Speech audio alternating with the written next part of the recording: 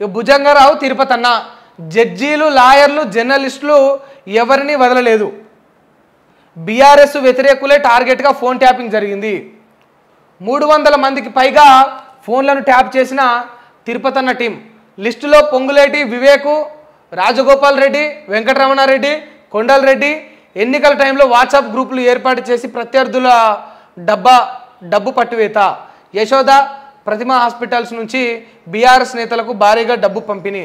Task force ఒత్తిడితో BRS కోసం మొత్తం 13 కోట్ల ఎలక్ట్రల్ బాండ్లు కొనుగోలు చేసిన సంధ్యా కన్వెన్షన్ ఎండి శ్రీధర్రావు.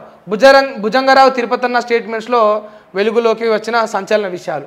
ఏం చేసిరట అంటే మొత్తం 300 మందికి పైగా ఫోన్లు ట్యాప్ చేసిరట. 300 మందికి పైగా ఫోన్ ట్యాప్ చేసిరట. ఇక తిరుపతన్న టీం, తిరుపతన్న చూద్దాం ఒకసారి, ఫైల్లో ఉన్నాడు ఈయననే, తిరుపతన్న అండ్ కో ఆయన టీం. భుజంగరావు కూడా ఉన్నాడు, రైట్. ఇక ఈ లిస్టులో పొంగులేటి ఉన్నాడట, మన B6 ఓనరు వెంకటస్వామి ఉన్నాడట, మళ్ళా రాజగోపాల్ రెడ్డి, వెంకటరమణారెడ్డి, ఇక కొండలరెడ్డి కూడా ఉన్నాడట. ఎవరు? రేవంత్ అన్న తమ్ముడు.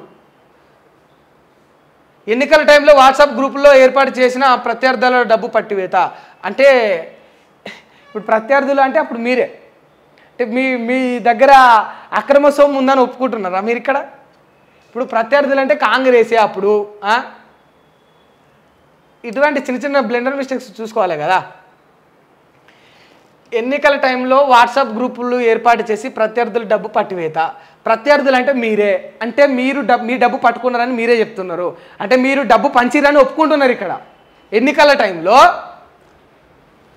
టైంలో మీరు డబ్బులు పంచిరని ఒప్పుకుంటున్నారు, అంతేనా? ఇక మీరు పంచిర్రు, వాళ్ళు పట్టుకున్నారు, ఇక రెండు సరిపోయినాయి. ఇట్లా చూసుకోవాలా వెంకటస్వామికి? ఇట్లాంటి రాపించినప్పుడు జర మంచి చెడు ఉంటుంది, ఎట్లా చూసుకోవాలి? నువ్వే బదనాం అవుతావు. ఎందుకు? ఏదో కొన్న వస్త్రాలకు పోతే ఉన్న వస్త్రాలు పోయినాయి అన్నట్టు అవుతుంది నీ కథగా. ఫోన్ ట్యాపింగ్ వ్యవహారంలో సంచలన విషయాలు వెలుగులోకి వస్తున్నాయి. బీఆర్ఎస్ వ్యతిరేకులే టార్గెట్గా గత ప్రభుత్వం పెద్దలు చేసిన కుట్రలు ఒక్కొక్కటిగా బయటపడుతున్నాయి. రాష్ట్రంలో బీఆర్ఎస్ను 3వ అధికారంలోకి తేవడమే లక్ష్యంగా ప్రత్యర్థుల ఫోన్లను ట్యాప్ చేయించినట్లు వెల్లడైంది. సొంత పార్టీ నేతలతో పాటు ప్రతిపక్ష లీడర్లు, పోలీసులు, ఉన్నతాధికారులు, హైకోర్టు జడ్జీలు, లాయర్లు, జర్నలిస్టులు, ప్రైవేటు వ్యక్తుల ఫోన్లను కూడా ట్యాప్ చేయించిరట. ఎవరు? కేసీఆర్ బాబు పైన నెడుతున్నారు. ఇదంతా బాబు చేసిండని చెప్పేసి అంటా ఉన్నారు. చూడాలి ఇక మరి ఈ ముచ్చట ఏడిదాకా పోతుంది, ఏం కథ అవుతుంది అనేది.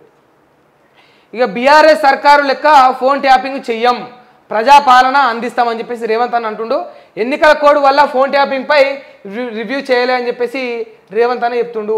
స్ట్రిక్ట్ ఆఫీసర్లు ఎంక్వైరీ చేస్తున్నారు, నా ప్రమేయమే అవసరం లేదు, పోలీసులకు పూర్తి స్వేచ్ఛ ఇచ్చా. ఫోన్ ట్యాపింగ్పై సిబిఐ దర్యాప్తునకు ఎవరు? కేసీఆర్ బాపు, కేటీఆర్ అన్న, హరీష్ రావు గారు ఎందుకు డిమాండ్ చేయట్లేదని చెప్పేసి అంటా ఉంటారు. దమ్ముంటే ఈ లెవెల్ కేసీఆర్ బాబు ఇట్లా ఫోన్ ట్యాపింగ్ పైన నువ్వు దర్యాప్తు చేసుకుంటే చేసుకో, నాకు ఒరిగేది ఏం లేదని ఎందుకు నిర్భయంగా చెప్పలేకపోతున్నారని చెప్పేసి రేవంత్ అన్న క్వశ్చన్ చేస్తుండు. పోరాటాలు, త్యాగాలు స్ఫూర్తినకు వచ్చేలా రాష్ట్ర చిహ్నం గీత ఉంటుంది, వాటిని రూపొందించే బాధ్యతను కవి కళాకారులకే వదిలేశా. ఢిల్లీలో మీడియాతో ముఖ్యమంత్రి రేవంత్ అన్న చిట్చాట్. ఎందుకు ఢిల్లీకి పోయిండు? ఎవరిని? మన బలిదేవత ప్లస్ ఇచ్చిన దేవత సోనియా గాంధీని పిలువనీకి పోయిండు. ఎవరు? రేవంత్ అన్న పోయిండు. ఇక చూడాలి. రాష్ట్ర అవతరణ వేడుకలకు రండి, కాంగ్రెస్ అగ్రనేత సోనియాకు రేవంత్ అన్న ఆహ్వానం. ఢిల్లీలో ఆమె నివాసంలో కలిసి ఇన్విటేషన్ ఇచ్చిండ్రు. రాష్ట్రంలో కాంగ్రెస్ పాలన, లోక్సభ ఎన్నికలు తదితర అంశాలపై చర్చ జరిగిందట. రాష్ట్ర ఇచ్చిన నాయకురాలిగా, రాష్ట్ర బలిదానానికి కారణమైన నాయకురాలిగా రెండిటిగా సోనియాను ఆహ్వానించామని చెప్పేసి ఎవరు? రేవంత్ అన్న ప్రెస్ మీట్లో చెప్పిండు. ఇది చూడాలి. ఇది నిజంగా స్ట్రిక్ట్ ఆఫీసర్లే ఎంక్వైరీ చేస్తున్నారు, నా ప్రమేయమే అవసరం లేదంటే, మీ ప్రమేయమే అవసరం లేనప్పుడు ఈ వార్తే అవసరం లేదు, మాకు మీ ప్రమేయం అవసరం లేదు, వాళ్ళు చూసుకుంటారు. ఈ వార్త మొత్తం తీసేసి రాష్ట్ర సమస్యలపైన ఇర్రి, ఏదైతే నీడుందో దానిపైన ఇరి. ఏడు వెంకటస్వామి కాంగ్రెస్లో ఉన్నాడు, మళ్ళీ ఇప్పుడు బీజేపీలోకి పోతేనో ఇప్పుడే వేస్తాడు. మళ్ళీ కవితకు బెయిల్ ఇవ్వద్దు, సాక్షులను బెదిరించారు, ఆధారాలను ధ్వంసం చేశారు, లిక్కర్ స్కామ్లో ఆమెను కింగ్ పిన్, ఢిల్లీ హైకోర్టులో ఈడీ సిబిఐ వాదనలు, ఇది అక్రమ అరెస్టు అని చెప్పేసి కవిత తరపున లాయర్ అంటా ఉన్నాడు. ముగిసిన వాదనలు, తీర్పు రిజర్వ్ అయింది.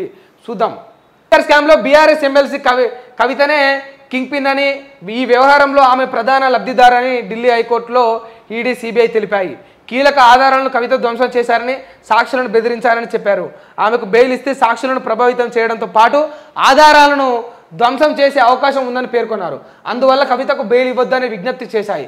ఈడీ సిబిఐ కేసుల్లో బెయిల్ మంజూరు చేయాలని కోరుతూ ఢిల్లీ హైకోర్టులో కవిత పిటిషన్లు దాఖలు చేశారు.